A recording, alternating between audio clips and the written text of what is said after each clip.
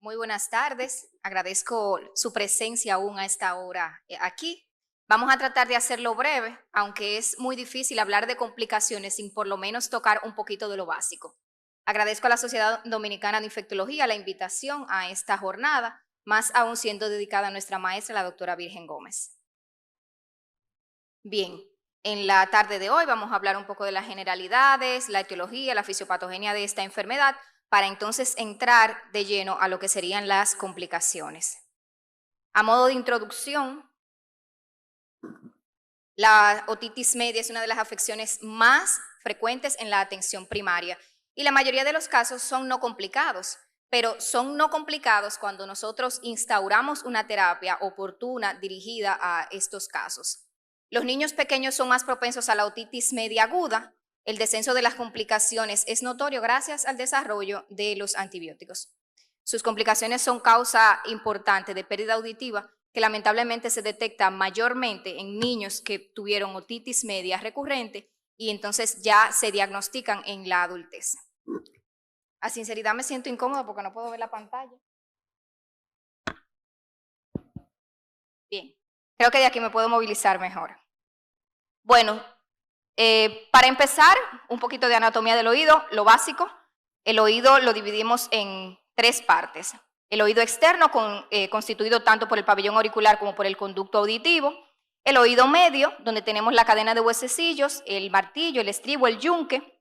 Y la membrana timpánica, que es súper importante. Y ya la parte del oído interno, que está dada por los conductos semicirculares, el nervio vestibular y el nervio auditivo, ya incluyendo lo que es el laberinto y la cóclea. Entonces, la otitis media aguda es una enfermedad del oído medio que inicia de forma súbita y que está dada por un acúmulo de líquido que tenemos tras la membrana timpánica, asociada a signos y síntomas de inflamación local. Francisco Kraus la describe como un proceso séptico inflamatorio de recubrimiento mucoperióstico del oído medio con acumulación de una efusión retrotimpánica.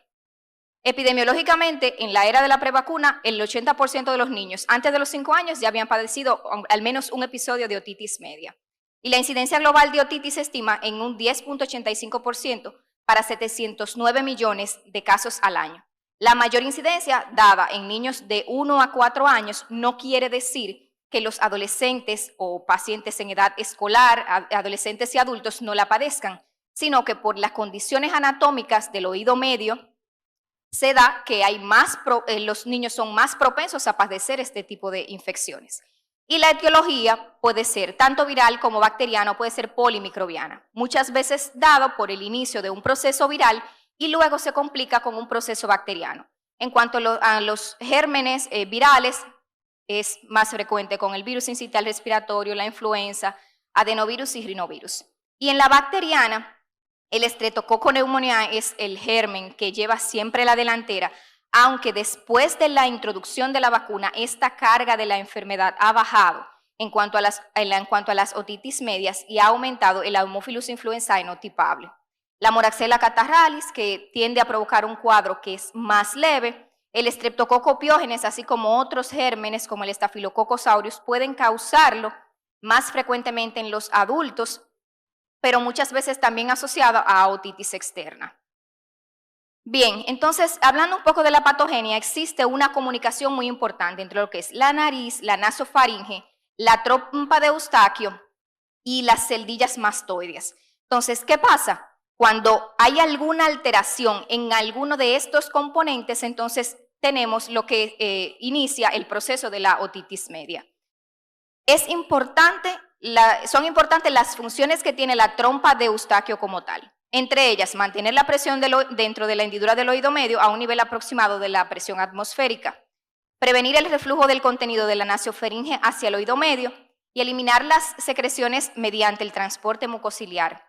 Y una acción de bomba de la trompa de Eustaquio, es decir, tiene un recubrimiento que provoca que haya un barrido desde el oído medio a nasofaringea, que cuando tenemos alguna alteración en una de estas, tanto puede ser anatómica o fisiológica, se da un acúmulo de secreciones en el oído medio y entonces, como consecuencia, una otitis media. Habitualmente, en los pacientes pediátricos, inicia con un proceso respiratorio de etiología viral que provoca congestión en las vías respiratorias hay una inflamación de la trompa de Eustaquio con un consecuente acúmulo de líquido a nivel del oído medio, que si tenemos presencia de bacterias, entonces se desarrollaría la otitis media aguda. En cuanto al diagnóstico y la evolución clínica de estos pacientes, podemos tener tanto síntomas focalizados al oído como sintomatología general. En cuanto a los síntomas focales, vamos a tener una otalgia asociada a signos inflamatorios, la otorrea, la inflamación de la membrana timpánica, engrosamiento o abombamiento de la misma, y en sentido general, el paciente puede presentar además fiebre e irritabilidad, principalmente en los pacientes más pequeñitos. El grado de la temperatura y el dolor que presenta el paciente nos va a orientar a la terapia que vamos a instaurar en nuestros pacientes. En cuanto a los criterios para el diagnóstico de la otitis media aguda, tenemos el inicio brusco y reciente de un episodio, la presencia de líquido en el oído medio y la inflamación como tal del oído medio. Entonces, vamos a determinarlo también con una otoscopía y la movilidad que tenga la membrana timpánica, con la movilidad que tenga vamos a determinar si hay o no acúmulo de líquido tras este. El tratamiento, los más estudiados es el uso de acetaminofén o ibuprofeno. Sin embargo, hay otras terapias como los opioides en los casos de una otalgia severa, pero no son muy utilizados. En cuanto a la antibioterapia, no todos los pacientes que tengan una otitis media ameritan antibióticos. Está recomendado en los menores de 6 meses, en los pacientes que tienen una otitis bilateral o unilateral con otalgia severa de más de 48 horas de evolución. Es decir, que cuando yo tengo el paciente con un inicio brusco, yo puedo empezar a tratar solo con analgésicos y de acuerdo a la evolución que tenga el paciente, entonces decidir si instaurar o no antibioterapia. Y en aquellos pacientes que tengan una fiebre igual o mayor a 39 grados, entonces sí es necesario que la iniciemos.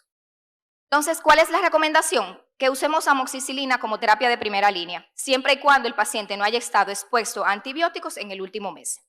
Amoxicilina con inhibidor de beta-lactamasa a una dosis alta en aquellos pacientes que a las 72 horas del iniciado el tratamiento no han mostrado mejoría o aquellos pacientes que previamente estuvieron expuestos a antibióticos. Si el paciente no responde a las 48 horas, entonces se encuentra indicado el uso de cefalosporina de segunda o tercera generación, entre ellas la cefuroxima o la ceftriaxona por 3 días. En los pacientes alérgicos a la penicilina, el uso de macrólidos. Y la duración del tratamiento va a estar determinada principalmente por la edad del paciente y el grado de la enfermedad. Los pacientes menores de 2 años debemos instaurarle una terapia de 10 días. En los pacientes que son de 2 a 6 años podemos tener un tratamiento de 5 a 7 días. Pero ya en los adolescentes y adultos, entonces sí podemos tener una terapia de 5 días. En cuanto a la otitis media recurrente, a ella nos referimos cuando tenemos un paciente que tiene más de 3 episodios en 6 meses o tiene 4 episodios en un año. En estos pacientes se encuentra indicado el uso de tubos de ventilación timpánica. Está la otitis media post-intubación, que lamentablemente la pensamos muy poco, pero sí se da cuando tenemos un paciente que después de 48 horas de intubación nasotraqueal. La etiología más frecuentemente son gérmenes hospitalarios, la pseudomonas, la Klebsiella, el Enterobacter. Y el tratamiento, cefalosporina de tercera y cuarta generación, piperacilina tazobactam, el uso de carbapenémicos o ciprofloxacina. Entonces, entrando a las complicaciones, vamos a dividir las complicaciones en 2 grupos. Las complicaciones que son intratemporales o extracraneales, entre ellas la mastoiditis, que también tiene dentro de ella otras complicaciones, la petrositis, la parálisis facial, la laberintitis. Y ya las complicaciones intracraneales, entre ellas el absceso epidural, subdural, la meningitis otógena y los abscesos encefálicos. Las complicaciones intratemporales o extracraneales pueden darse por 3 vías. Por contigüidad, cuando tenemos alguna erosión a nivel del oído medio, por continuidad, en base a fístulas que se hayan formado entre el oído medio y los huesos, y la vía hematógena, que es la menos frecuente. Cuando hablamos de la mastoiditis es la complicación otógena más frecuente en las otitis medias. Lamentablemente, por la comunicación que existe entre el oído medio y este hueso. ¿Cuáles son las principales causas? Los tratamientos incorrectos los pacientes que no fueron tratados, pero incluso en aquellos pacientes que tienen un tratamiento correcto y que lo cumplieron adecuadamente, podemos encontrar mastoiditis. ¿Qué pasa? Incluso hay muchos autores que dicen que en todas las otitis medias hay una relación directa con una mastoiditis y la llaman una tímpanomastoiditis a lo que sería una otitis media aguda por la relación tan cercana que existe entre el oído medio y el mastoides. La evolución clínica, hay un paciente que tras un episodio de otitis media muestra una mejoría y luego entonces aparece la sintomatología. Esos pacientes tenemos que tener muy claro que aunque ya la otitis haya mejorado, puede deberse a que el paciente tenga una mastoiditis. ¿Por qué? Porque se mejoró el cuadro que teníamos a nivel del oído medio, pero no a nivel óseo. El paciente va a presentar un empeoramiento del estado general, paciente con fiebre, astenia, anorexia. Y localmente vamos a encontrar que un aumento de la otalgia con irradiación al temporal, el aumento de la supuración, hipoacusia, tumefacción y eritema retroauricular y el borramiento del surco retroauricular. Secundario a la mastoiditis, entonces vienen otra serie de complicaciones y entre ellas el absceso subperióstico que se da por un acúmulo de las secreciones a nivel de la cortical ósea. Es la evolución más frecuente de la mastoiditis, está localizado en la cortical, como les expliqué, y hay una evidente tumefacción retroauricular que provoca que el pabellón auricular lo visualicemos hacia adelante. El absceso de Besol, este se debe a una colección purulenta que tenemos, que hay una fistulización desde el mastoides hasta la región lateral del cuello, afectando el músculo esternocleidomastoideo y entonces provoca una rigidez del cuello.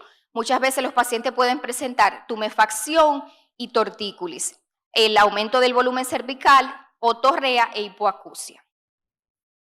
El absceso de Mouret en aquellos pacientes que tienen mastoiditis y que también presentan muchas veces un absceso de Besol, pueden migrar estas secreciones hasta el músculo digástrico, provocando que hayan colecciones incluso retrofaríngeas.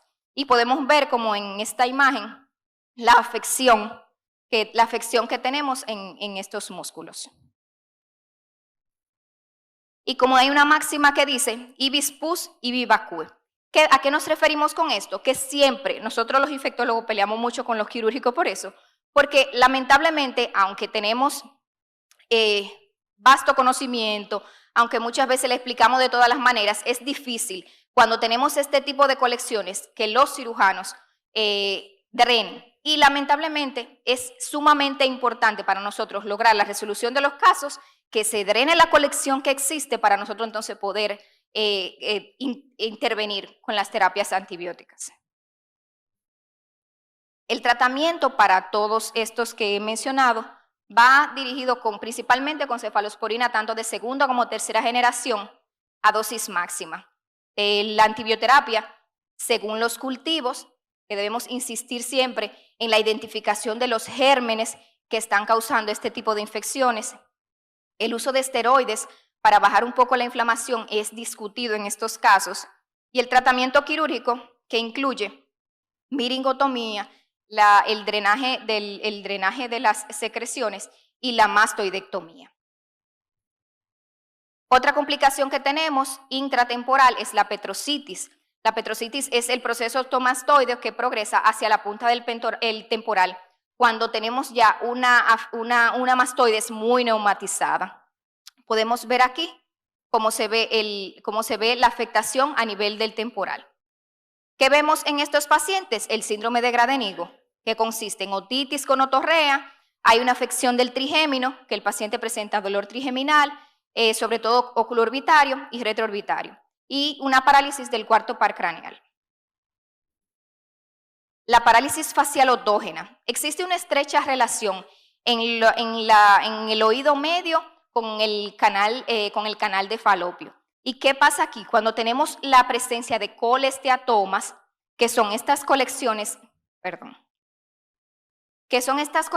que podemos tener en el oído medio dado por detritus celulares, esto afecta el canal de Falopio, que es lo que recubre el nervio facial. Y cuando hay esta erosión, entonces podemos tener de forma secundaria una parálisis facial otógena, afectando así este nervio. La laberintitis puede ser tanto circunscrita como puede ser difusa. La circunscrita es más frecuente en otitis media crónica y colesteatomatosa. Hay una erosión de la eminencia ósea al canal semicircular y vamos a tener un signo de fístula, que vamos a ver que en este paciente, cuando ejercemos presión positiva sobre el oído, el paciente va a presentar nistagmus en el ojo ipsilateral. Asimismo está la laberintitis difusa, que hay una inflamación intralaberíntica en un proceso óptico que ha sido previamente. Y estos pacientes que tienen laberintitis, tanto circunscrita como difusa, van a presentar muchos signos vertiginosos. Cerrando ya lo que son las complicaciones intratemporales o extracraneales, entonces vamos a pasar a lo que son las complicaciones intracraneales. Las complicaciones intracraneales son poco frecuentes, pero sí pueden encontrarse principalmente tras otitis media crónica. No quiere decir que en la otitis media aguda no tengamos casos de infecciones, complicaciones intracraneales.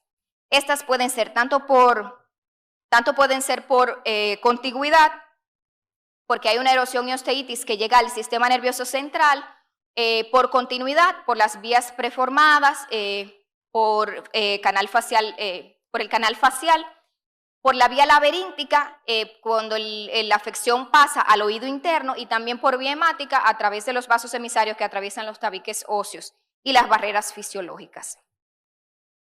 Entre estas complicaciones intracraneales tenemos la meningitis ótica. Es la complicación intracraneal más frecuente de una otitis media crónica. Vamos a encontrar los signos típicos de meningitis y vamos a encontrar los hallazgos tanto en imágenes como en laboratorio. Cuando realizamos una punción lumbar, va a ser una típica meningitis. Lo que tenemos es que identificar que ese paciente previamente tenía una infección del oído medio y que por tanto puede ser la relación que tengamos con ese cuadro meningio. El absceso epidural, cuando hay una irritación de la dura madre tras la erosión causada tanto por un cuadro del oído, que puede ser crónico o colesteatomatoso. Y entonces ahí se acumula ese contenido donde debemos nosotros tratar, primero evacuar y ofrecer el tratamiento antibiótico adecuado. Aquí vemos cómo se verían las imágenes en el absceso epidural. El tratamiento médico y quirúrgico siempre deben estar acompañados cuando sabemos que la causa es el oído o una mastoiditis previamente, de una mastoidectomía radical.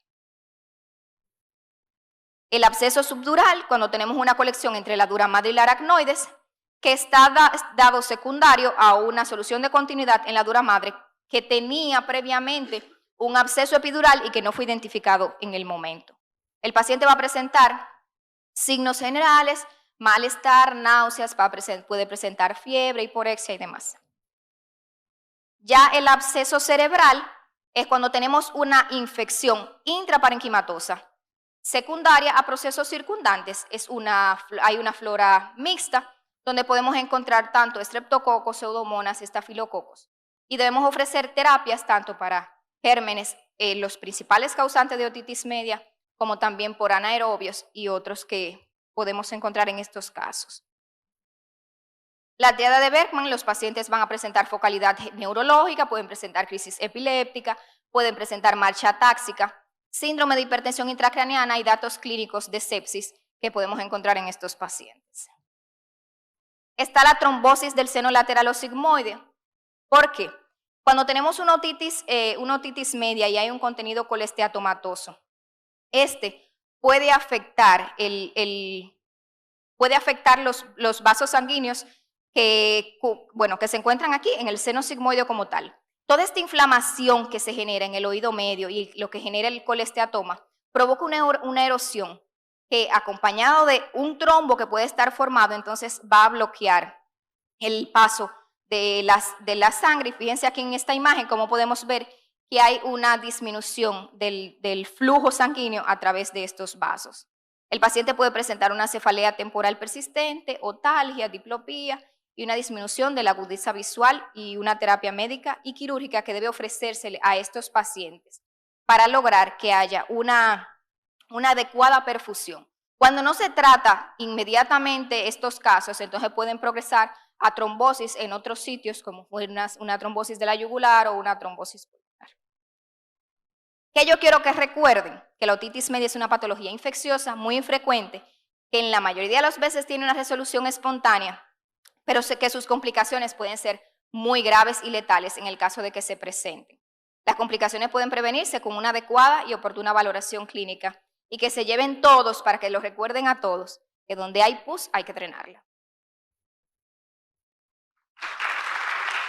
Muchísimas gracias.